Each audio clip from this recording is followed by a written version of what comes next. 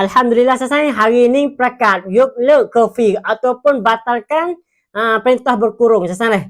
Jadi sebelum tu saya nak dengan maklumatnya kita nak istihasi kata sasai mana nak baju bola montong tia ataupun baju bola hok duk soho sasai. Bukan hok kopi, hok original, hok apa hok teh sasai. Bolehlah hubungi dengan Kak Naim. Hok ni sign kita sasai boleh haraplah sasai.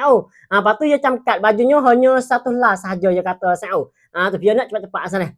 Jadi dengan perintah berkurung ni ataupun curfew ni marai tanggal 11 Mukarrakum 2009 dia perakat kata curfew dalam wilayah negara kita tuk ampa setiap mukim setiap daerah sasana. Jadi ya istihar tu tok si kampung tubik luar daripada umur start daripada pukul 9 malam sampai dengan pukul 5 pagi sana. Dia tak benar kampung tu tubik main gelawak tu kalau tak ada kerja penting sana. Jadi dia perakat tu dengan sebab sebelum pada tu ada berlaku bang, ada berlaku bakar di Pamiuk Pototo. Kita wasa sasai pun sudah tengoklah berita ni sana. Jadi dengan sebab itulah dia perakat curfew tok si kampung tu ada main gelawak kok kampung-kampung main gelawak keluar sana.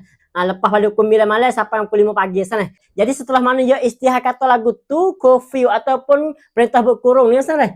Jadi orang kampung tu duduk geger jugalah kerana jadi susah orang kampung satu, yang keduanya susah juga orang duduk jual sana. Jadi hari ni tanggal 12 Mukarrakum 2009 sehari sahaja masa sasara marai pakat curfew tanggal 11 dan juga hari ni tanggal 12 pakat yuk leg curfew atau batalkan perintah berkurung sana. Jadi sejak daripada hari ni kita tu orang kampung biasa ataupun orang jual pun sasara boleh guna hidup seperti biasa, tak ada kena duduk camkat masa, tak ada kena duduk tunggu atau tak ada duduk gaduh atau nak sampai pukul 9 malam tu klik gaduh tu jadi sana. Jadi kita boleh guna hidup seperti biasa, nak gimana pun boleh dah sana. Nak gimana pun boleh dah, nak gigot tubuh ni pun jadi boleh dah seperti biasa. Tapi yang pentingnya sana kita bawa tip bapa cacun kita sana untuk nak sedang, untuk nak cuwi kepada canati atau pegawai dalam keadaan kita berjalan sana. Sebab kata lepas pada ni pun sungguh pun dia pakai yuk leg curfew sana.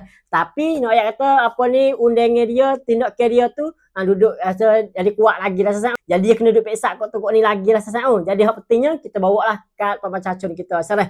Jadi hak sasai mana nak baju tu boleh tak fit Naim sign kita sana. Baju hanya ada satu las saja. Montong with hak original hak teh sign. Sekalian sasai. Wassalamualaikum warahmatullahi wabarakatuh.